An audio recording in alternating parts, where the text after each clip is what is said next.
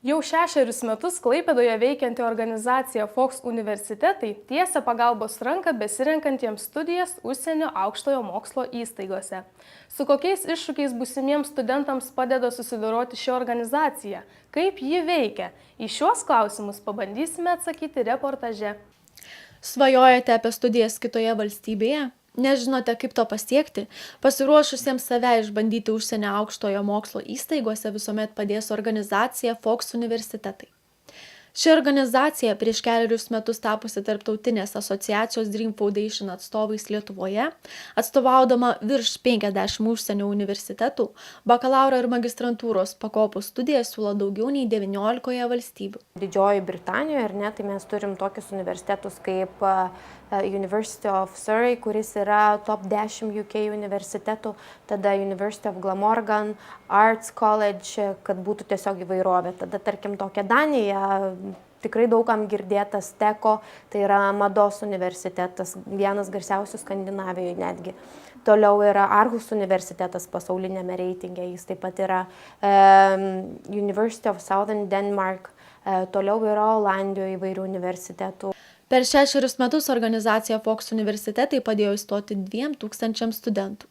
Šios organizacijos pagalbos dėka į užsienio universitetus įstoja net 80% visų stojančiųjų. Norintiems bendradarbiauti su organizacija Fox universitetai, tai reikia apsilankyti internetinėje svetainėje www.fox.lt, užpildyti stojimo anketą ir išlaikyti anglų kalbos egzaminą.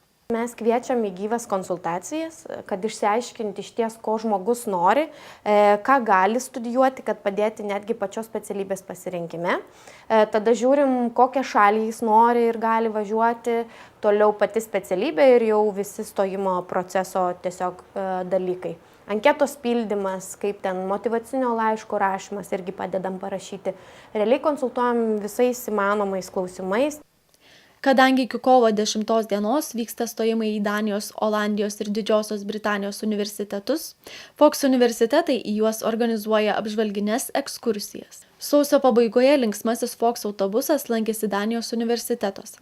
Kovo pabaigoje jis planuoja keliauti į Olandijos, o balandį į Anglijos aukštojo mokslo įstaigas.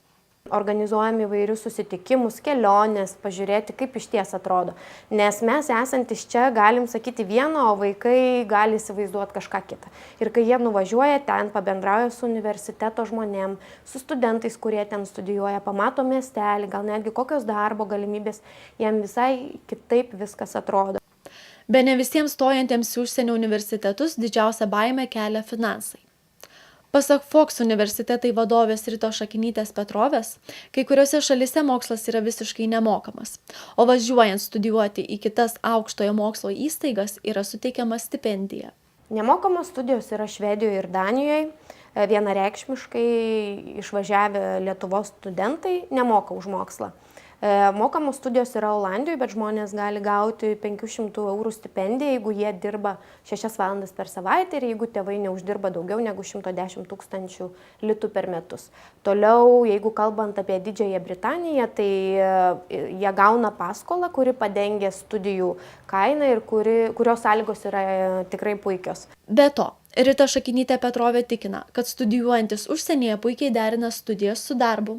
Kiek aš pati asmeniškai bendrauju su studentais, kurie yra išvykę, jie visi dirba. Anksčiau ar vėliau, vėliausiai, sakykime, po metų jie pradeda dirbti ir pilnai išsilaiko save, pasitaupo kelionėm ir jeigu reikia, dar pagelbėti tiesiog šeimos nariam. Kalbinti kitų šalių universitetų studentai sako tokį kelią pasirinkę dėl įvairiausių priežasčių.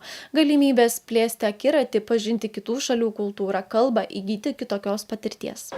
Aš jau nuo vaikystės norėjau studijuoti užsienyje, tai mano toks kelias jau buvo, kad aš žinojau, kur einu ir žinojau, kad noriu iššūkio, tai todėl mano toks ir pasirinkimas ir buvo ten važiuoti. Aš maniau, kad būtų geras šansas susipažinti, pakeliauti, pamatyti naujų žmonių, susipažinti su nauja kultūra, pamatyti, išgirsti naują kalbą. Studentų nuomonė, stojant į kitos šalies universitetą, labiausiai neramina finansiniai klausimai ir anglų kalbos mokėjimas. Pirmais metais galbūt buvo tas toksai kalbos barjeras, kada bijojau, kad kažko nesuprasiu per paskaitą, sėdėdavau ir grauždavau pieštuką, kaip čia supras, ką iš čia kalba ir sėdėdavau, rašydavau kiekvieną žodį, ką pasako.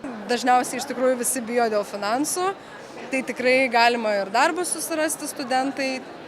ten kelias dienas per savaitę padirbsit ir tikrai viskas bus išspręsta. Kaip teigia Fox universitetai vadovė Rita Šakinytė-Petrovė, studijos kitos šalies universitete tikrai ne kiekvienam. Jau pats stojimo procesas pareikalauja daug pastangų ir ryžto. Tai yra žmogui, kuris nori daugiau, kuris nori išvažiuoti, pamatyti platų į pasaulį, pasisemti kiek įmanoma daugiau patirties, susirasti kuo daugiau kontaktų, grįžti čia ir kurti geresnę Lietuvą.